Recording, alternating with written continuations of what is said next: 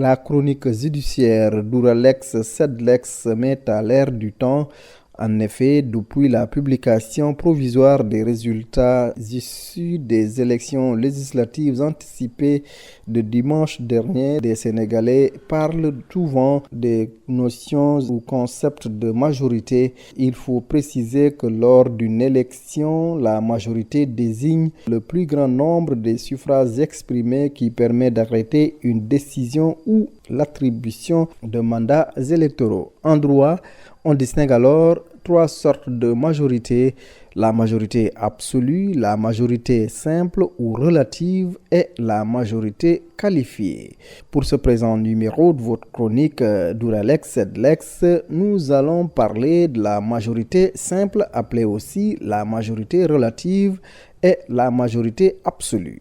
Professeur Abdoulaye Dieye, vous êtes constitutionnaliste, enseignant à la faculté des sciences juridiques et politiques de l'université Cheikh Anta Diop de Dakar. Que signifie une majorité absolue? Quand on dit majorité absolue, ça veut dire quoi? On prend le nombre total, on divise par 2, on y ajoute 1.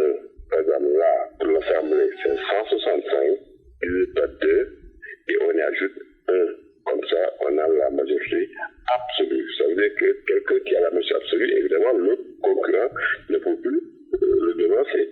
C'est ça la majorité absolue. Il y a des lois pour lesquelles c'est la Constitution qui dit, pour que cette loi-là entre en vigueur, pour que cette loi-là soit adoptée, il faut obligatoirement une majorité absolue. Je répète, il faut c'est la moitié plus 1. Le constitutionnaliste note une différence fondamentale entre majorité absolue et la majorité simple, appelée aussi majorité relative. Là, ça résulte simplement du plus grand nombre de voix ou de sièges.